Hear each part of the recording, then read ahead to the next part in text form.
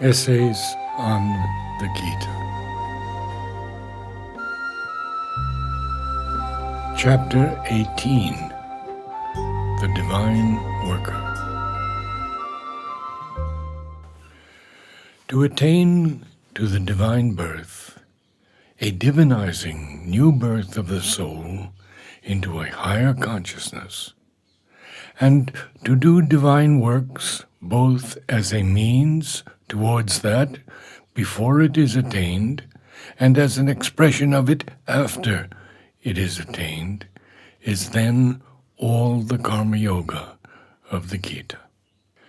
The Gita does not try to define works by any outward signs through which it can be recognizable to an external gaze, measurable by the criticism of the world.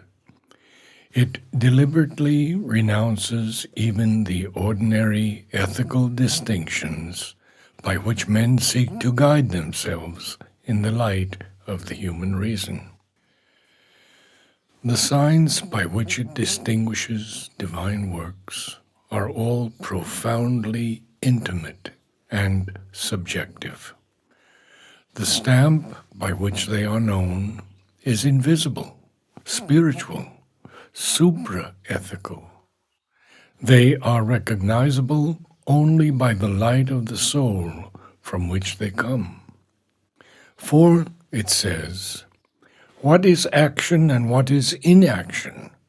As to this, even the sages are perplexed and deluded, because, judging by practical, social, ethical, intellectual standards, they discriminate by accidentals and do not go to the root of the matter.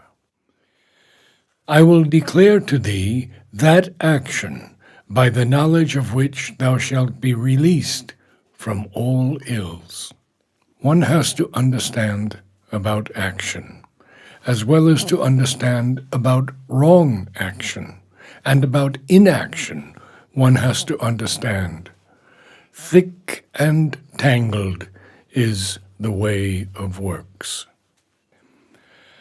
Action in the world is like a deep forest, Gahana, through which man goes stumbling as best he can, by the light of the ideas of his time, the standards of his personality, his environment, or rather of many times, many personalities, layers of thought and ethics from many social stages, all inextricably confused together, temporal and conventional amidst all their claim to absoluteness and immutable truth, empirical and irrational in spite of their aping of right reason.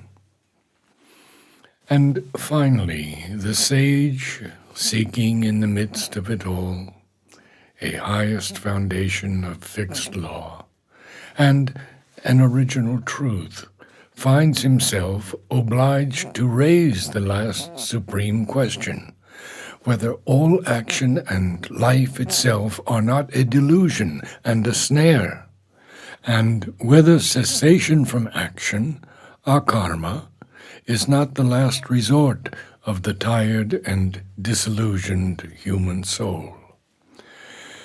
But, says Krishna, in this matter, even the sages are perplexed and deluded.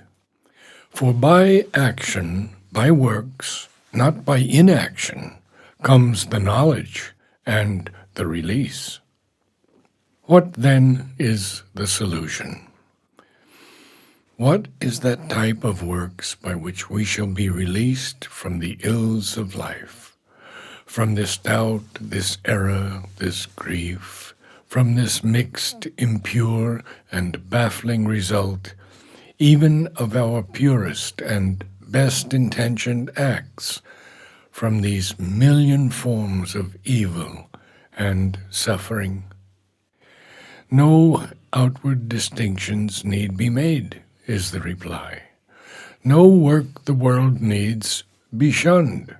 no limit or hedge set round our human activities. On the contrary, all actions should be done, but from a soul in yoga with the divine. Yukta Krishna Karma Krit. Akarma, cessation from action, is not the way. The man who has attained to the insight of the highest reason perceives that such inaction is itself a constant action, a state subject to the workings of nature and her qualities.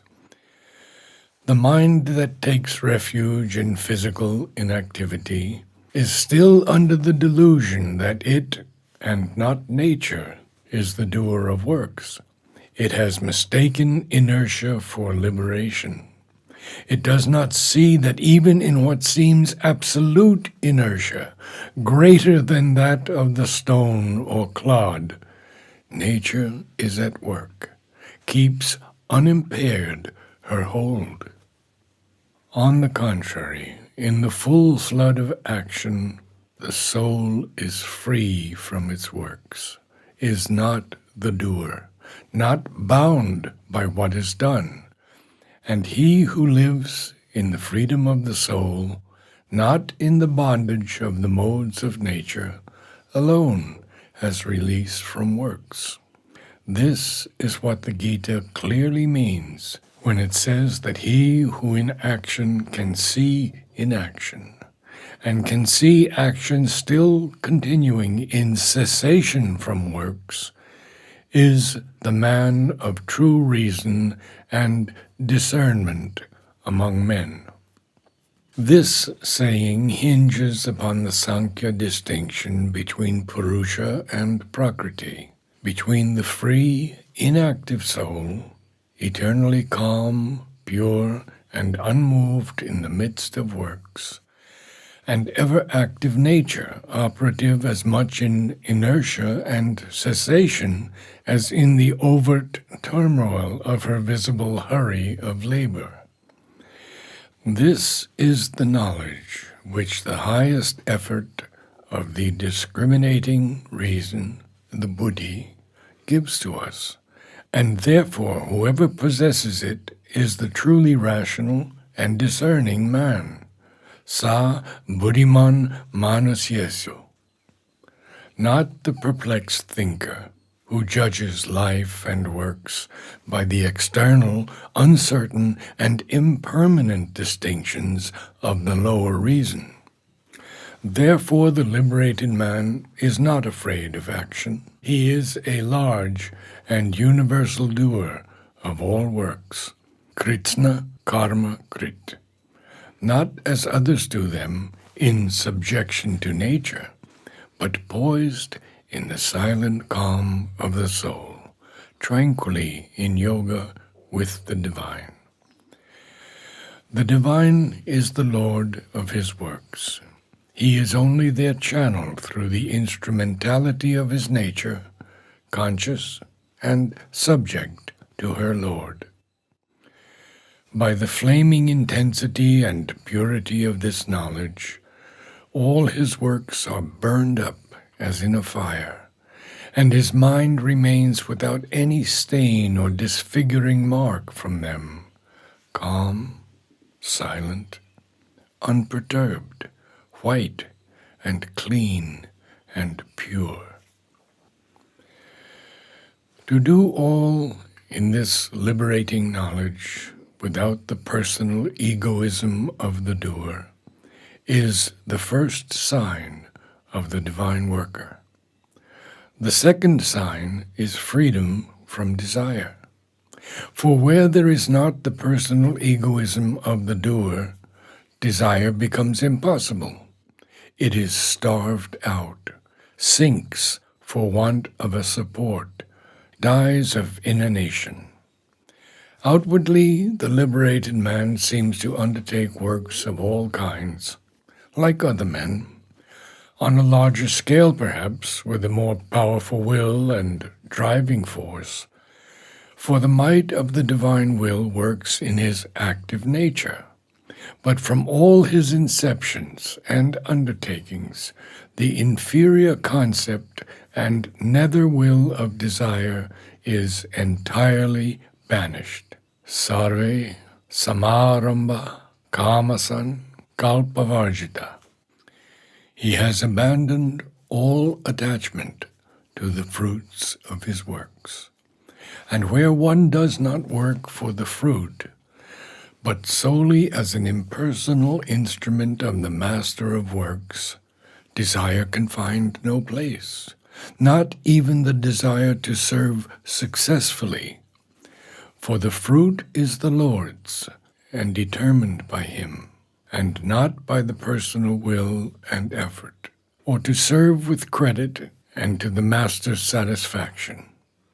For the real doer is the Lord himself, and all glory belongs to a form of his Shakti, missioned in the nature, and not to the limited human personality. The human mind and soul of the liberated man does nothing. Na kinchit karoti. Even though through his nature he engages in action. It is the nature, the executive Shakti. It is the conscious goddess governed by the divine inhabitant who does the work. It does not follow that the work is not to be done perfectly, with success, with the right adaptation of means to ends. On the contrary, a perfect working is easier to action done tranquilly in yoga than to action done in the blindness of hopes and fears, lamed by the judgments of the stumbling reason, running about amidst the eager trepidations of the hasty human will. Yoga, says the Gita elsewhere, is the true skill in works. Yoga karmasu kaushalam. But all this is done impersonally, by the action of a great universal light and power operating through the individual nature. The Karma Yogan knows that the power given to him will be adapted to the fruit decreed. The divine thought behind the work equated with the work he has to do, the will in him, which will not be wish or desire, but an impersonal drive of conscious power directed towards an aim not his own, subtly regulated in its energy and direction by the divine wisdom. The result may be success, as the ordinary mind understands it, or it may seem to that mind to be defeat and failure. But to him, it is always the success intended, not by him, but by the all-wise manipulator of action and result, because he does not seek for victory, but only for the fulfillment of the divine will and wisdom, which works out its ends through apparent failure, as well as, and often with greater force, than through apparent triumph. Arjuna, bidden to fight, is assured of victory. But even if certain defeat were before him, he must still fight, because that is the present work assigned to him, as his immediate share in the great sum of energies by which the divine will is surely accomplished. The liberated man has no personal hopes. He does not seize on things as his personal possessions. He receives what the divine will brings him, covets nothing, is jealous of none. What comes to him, he takes without repulsion and without attachment. What goes from him, he allows to depart into the whirl of things without repining or grief or sense of loss. His heart and self are under perfect control. They are free from reaction and passion. They make no turbulent response to the touches of outward things. His action is indeed a purely physical action. Sharinam kevalam karma. For all else comes from above, is not generated on the human plane, is only a reflection of the will, knowledge, joy of the divine Purushottama. Therefore he does not, by a stress on doing and its objects, bring about in his mind and heart any of those reactions which we call passion and sin. For sin consists not at all in the outward deed, but in an impure reaction of the personal will, mind, and heart, which accompanies it or causes it.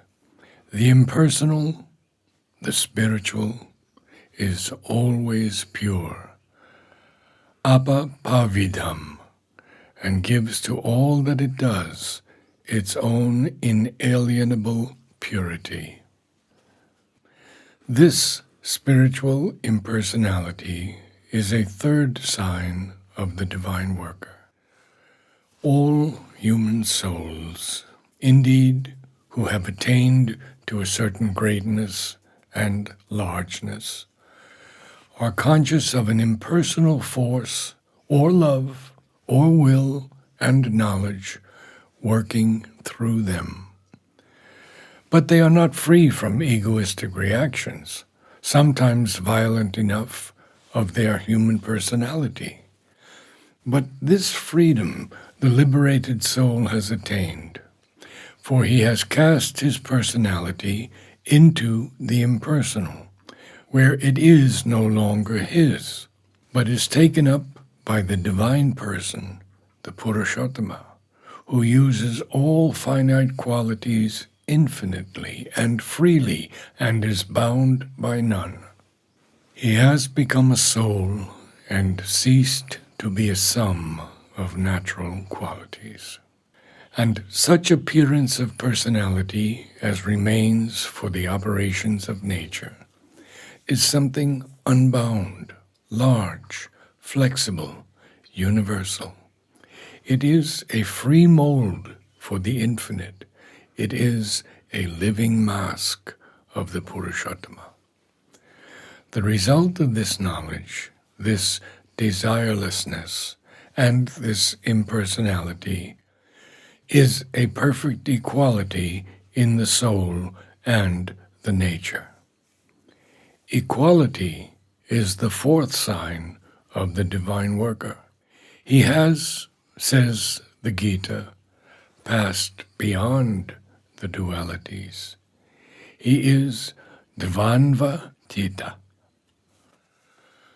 We have seen that he regards with equal eyes, without any disturbance of feeling, failure and success, victory and defeat. But not only these, all dualities are in him surpassed and reconciled.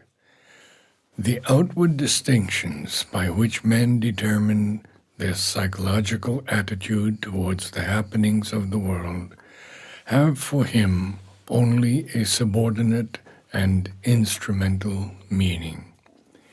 He does not ignore them, but he is above them.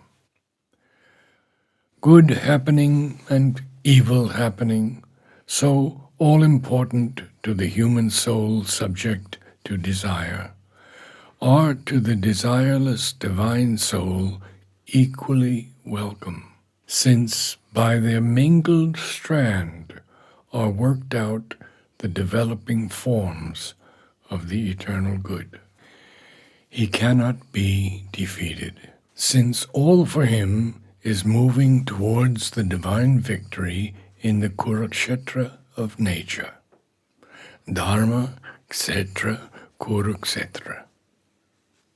The field of doings, which is the field of the evolving Dharma. And every turn of the conflict has been designed and mapped by the foreseeing eye of the master of the battle, the Lord of works and guide of the Dharma. Honor and dishonor from men cannot move him, nor their praise, nor their blame, for he has a greater clear-seeing judge and another standard for his action, and his motive admits no dependence upon worldly rewards.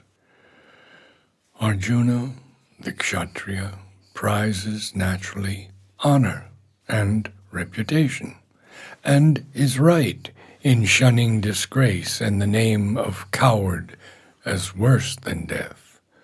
For to maintain the point of honor and the standard of courage in the world is part of his dharma. But Arjuna, the liberated soul, need care for none of these things. He has only to know the kartavyam karma, the work which the Supreme Self demands from him, and to do that and leave the result to the Lord of his actions. He has passed even beyond that distinction of sin and virtue, which is so all-important to the human soul.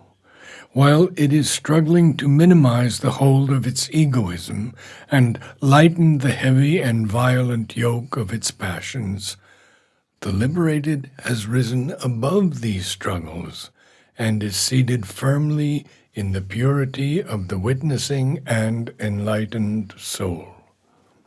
Sin has fallen away from him, and not a virtue acquired and increased by good action, and impaired or lost by evil action, but the inalienable and unalterable purity of a divine and selfless nature is the peak to which he has climbed, and the seat upon which he is founded. There the sense of sin and the sense of virtue have no starting point or applicability. Arjuna, still in the ignorance, may feel in his heart the call of right and justice, and may argue in his mind that abstention from battle would be a sin, entailing responsibility for all the suffering that injustice and oppression and the evil karma of the triumph of wrong bring upon men and nations. Or he may feel in his heart the recoil from violence and slaughter, and argue in his mind that all shedding of blood is a sin which nothing can justify.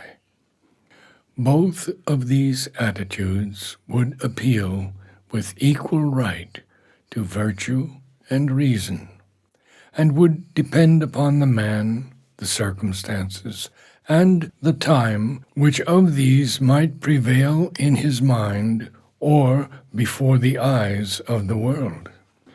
Or he might simply feel constrained by his heart and his honor to support his friends against his enemies, the cause of the good and just against the cause of the evil and oppressive.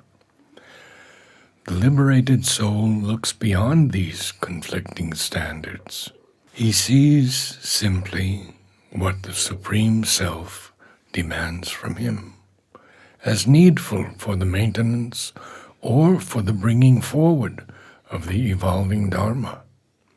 He has no personal ends to serve, no personal loves and hatreds to satisfy, no rigidly fixed standard of action which opposes its rock line to the flexible advancing march of the progress of the human race, or stands up defiant against the call of the infinite.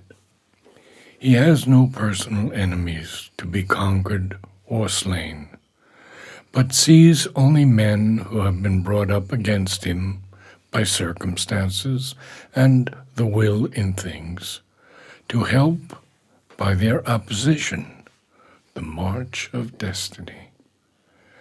Against them he can have no wrath or hatred, for wrath and hatred are foreign to the divine nature. The Asura's desire to break and slay what opposes him, the Rakshasa's grim lust of slaughter, are impossible to his calm and peace and his all-embracing sympathy and understanding. He has no wish to injure, but on the contrary, a universal friendliness and compassion. Maitra Karuna Eva Cha. But this compassion is that of a divine soul overlooking men, embracing all other souls in himself, not to the shrinking heart and the nerves and the flesh, which is the ordinary human form of pity. Nor does he attach a supreme importance to the life of the body, but looks beyond to the life of the soul, and attaches to the other only an instrumental value. He will not hasten to slaughter and strife, but if war comes in the wave of the Dharma, he will accept it with a large equality and a perfect understanding and sympathy for those whose power and pleasure of domination he has to break, and whose joy of triumphant life he has to destroy.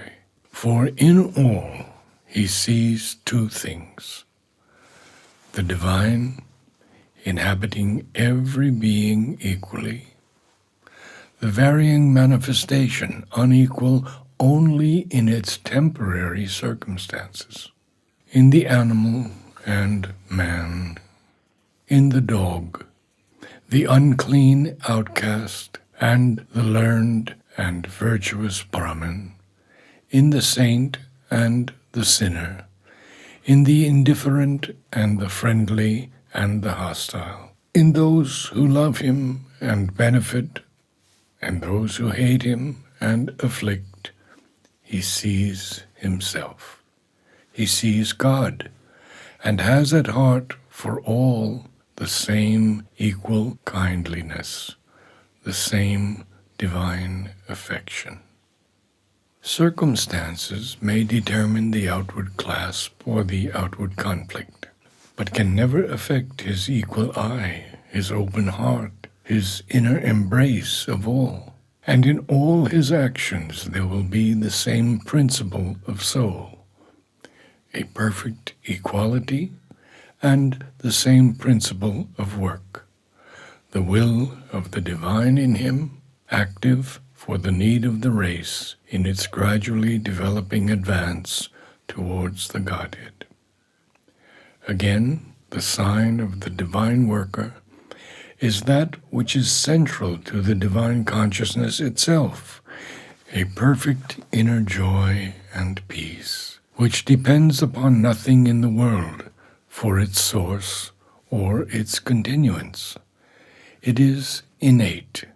It is the very stuff of the soul's consciousness.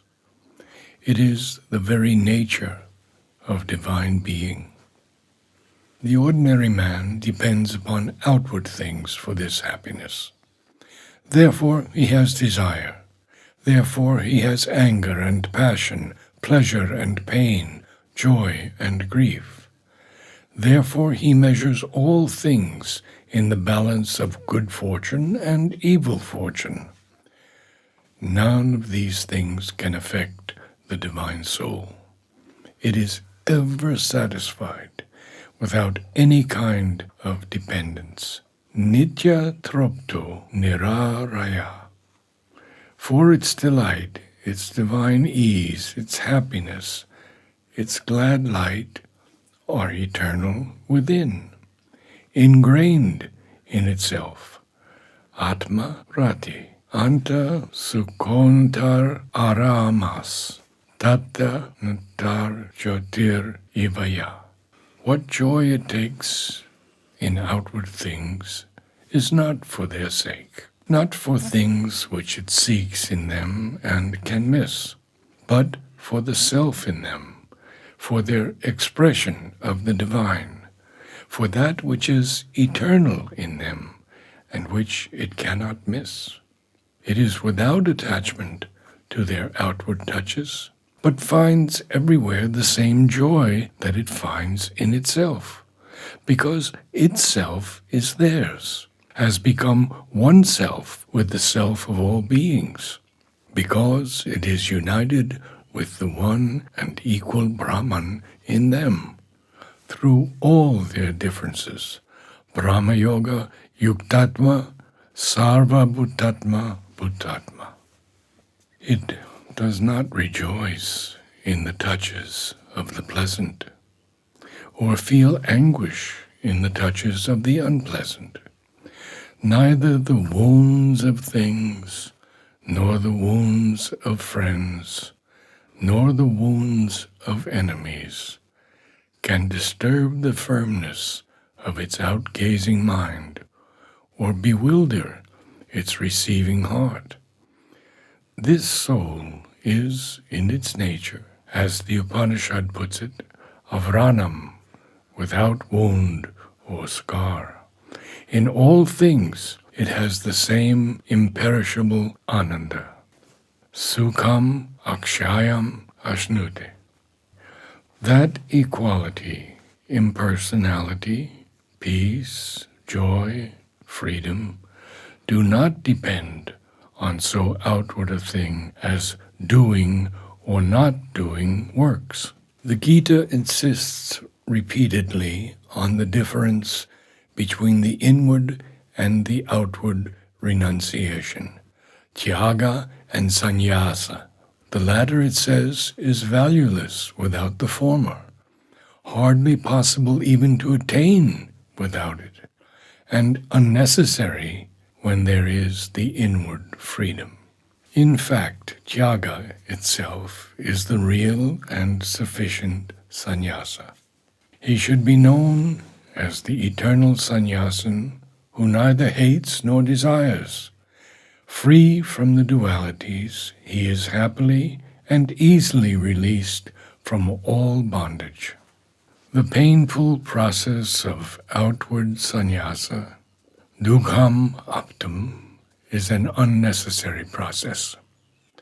It is perfectly true that all actions, as well as the fruit of action, have to be given up, to be renounced, but inwardly, not outwardly, not into the inertia of nature, but to the Lord in sacrifice, into the calm and joy of the impersonal, from whom all action proceeds without disturbing his peace. The true sannyasa of action is the reposing of all works on the Brahmana. He who, having abandoned attachment, acts reposing or founding his works on the Brahman. Brahman yadaya karmani is not stained by sin, even as water clings not to the lotus leaf. Therefore, the yogins first do works with the body, mind, understanding, or even merely with the organs of action, abandoning attachment for self-purification. Sangam tyatvatmas udaye. By abandoning attachment to the fruit of works, the soul, in union with Brahman, attains to peace of rapt foundation in Brahman. But the soul, not in union, is attached to the fruit and bound by the action of desire. The foundation, the purity, the peace once attained, the embodied soul perfectly controlling its nature, having renounced all its actions by the mind, inwardly, the soul, in union with Brahman, attains to peace of rapt foundation in Brahman. But the soul, not in union, is attached to the fruit and bound by the action of desire. The foundation, the purity, the peace once attained, the embodied soul perfectly controlling its nature, having renounced all its actions by the mind, not outwardly, sits in its 9-gated city, neither doing nor causing to be done. For this soul is the one impersonal soul in all, the all-pervading Lord, Prabhu Vibhu, who, as the impersonal, neither creates the works of the world nor the mind's idea of being the doer. Na kartritvam, na karmani, nor the coupling of works to their fruits, the chain of cause and effect.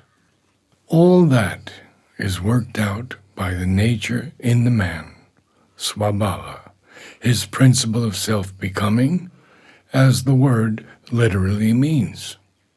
The all-pervading impersonal accepts neither the sin nor the virtue of any. These are things created by the ignorance in the creature, by his egoism of the doer, by his ignorance of his highest self, by his involution in the operations of nature. And when the self-knowledge within him is released from this dark envelope, that knowledge lights up like a sun, the real self within him. He knows himself then to be the soul supreme above the instruments of nature, pure, infinite, inviolable, immutable. He is no longer affected. No longer does he imagine himself to be modified by her workings. By complete identification with the impersonal, he can, too, release himself from the necessity of returning by birth into her movement. And yet, this liberation does not at all prevent him from acting. Only he knows that it is not he who is active, but the modes, the qualities of nature, her triple gunas. The man who knows the principle of things thinks, his mind in yoga, with the inactive impersonal, I am doing nothing. When he sees, hears, touches, smells, eats, moves, sleeps, breathes, speaks, takes, ejects, opens his eyes or closes them, he holds that it is only the senses acting upon the objects of the senses. He himself, safe in the immutable, unmodified soul, is beyond the grip of the three gunas, trigunatita. He is neither sattvic, rajasic, nor tamasic. He sees with a clear, untroubled spirit the alternations of the natural modes and qualities in his action, their rhythmic play of light and happiness, activity and force, rest and inertia. This superiority of the calm soul, observing its action but not involved in it, this trigunatitya is also a high sign of the divine worker. By itself, the idea might lead to a doctrine of the mechanical determinism of nature and the perfect aloofness and irresponsibility of the soul. But the Gita effectively avoids this fault of an insufficient thought by its illumining supertheistic idea of the Purushottama. It makes it clear that it is not in the end nature which mechanically determines its own action. It is the will of the Supreme which inspires her. He who has already slain the Dhritarashtrians, he of whom Arjuna is only the human instrument, a universal soul, a transcendent Godhead, is the master of her labor. The reposing of works in the impersonal is a means of getting rid of the personal egoism of the doer. But the end is to give up all our actions to that great Lord of all, Sarva Loka Maheshwara.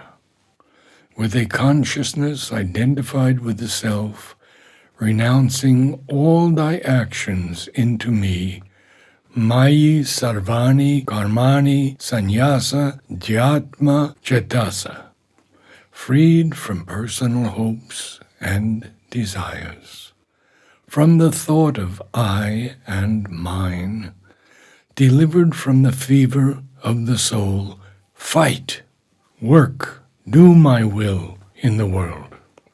The divine motives inspires, determines the entire action. The human soul, impersonal in the Brahman, is the pure and silent channel of his power. That power in the nature executes the divine movement. Such only are the works of the liberated soul, muktasya karma, for in nothing does he act from a personal inception. Such are the actions of the accomplished karma yogan.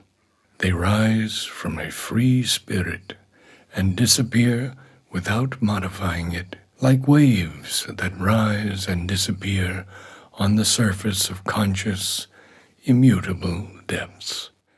Gatasan kasya muktasya dana vastita chetasa yajna yacharata kamasamagram prailya